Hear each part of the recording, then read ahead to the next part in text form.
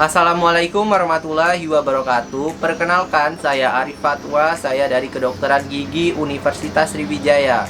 Di video kali ini saya akan memperagakan teknik radiografi intraoral. Berdasarkan kasus yang saya dapat, seorang perempuan berusia 29 tahun datang ke RSGM dengan keluhan pembekakan pada pipi kiri setelah pemeriksaan klinis didiagnosis nekrosa gigi 26. Setelah dilakukan pemeriksaan radiografi periapikal, tampak lesi radiolusen berbatas jelas dan tegas di apikal gigi 26. Namun gambaran lesi terpotong. Untuk melihat lesi keseluruhan dan perluasan bukal palatal, dokter gigi merujuk untuk dilakukan pemeriksaan radiografi intraoral lain. Nah, berdasarkan kasus tersebut, teknik radiografi intraoral yang tepat adalah upper oblique occlusal, karena dengan teknik upper oblique occlusal dapat melihat perluasan dari lesi seperti kista, tumor pada posterior maksila sesuai dengan pada kasus ini, yaitu pada gigi 26. Baiklah, saya akan memperagakan teknik radiografi upper oblique occlusal. Ada beberapa tahap yang harus dilakukan. Yang pertama yaitu kita mempersiapkan alat dan bahannya, yaitu seperti tabung sinar X model Phantom gigi, kemudian film oklusal, apron timbal, kerat tiroid, masker, handscoon, tisu. Kemudian kita persiapan terhadap pasien, yaitu mulai dari administrasi dan surat konsul. Kemudian, halo Mbak, perkenalkan saya Dr. Gigi Arif Fatwa yang akan melakukan exposure pada Mbak hari ini. Silakan duduk Mbak. Oke Mbak, nah apakah Mbak pernah melakukan radiasi sebelumnya? Dan apakah Mbak sekarang lagi hamil? Baik Mbak, tujuan melakukan exposure ini adalah untuk mengetahui lesi yang ada di rongga mulut Mbak.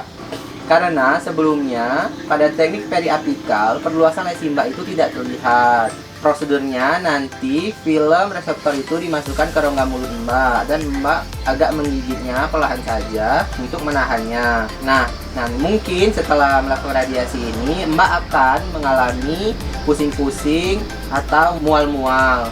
Namun Mbak jangan khawatir, karena kita sudah mempersiapkan perlindungan untuk mengurangi efek tersebut.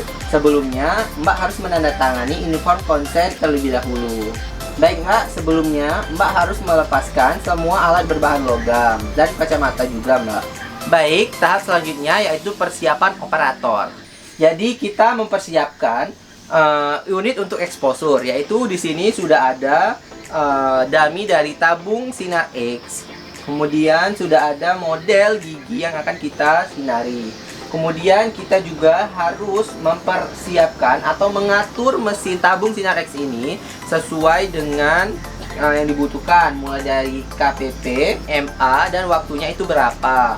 Biasanya umumnya itu hanya waktu yang dirubah. Nah, kemudian baik Mbak, saya akan memasangkan apron untuk perlindungan pada Mbak dan juga memasangkan kerak tiroid untuk perlindungan tiroid Mbak. Dan ingat, untuk posisi kepala pasien itu bersandar dengan bidang oklusal, horizontal dan sejajar dengan lantai. Kemudian setelah persiapan kita cuci tangan, kemudian pakai masker dan handscoon.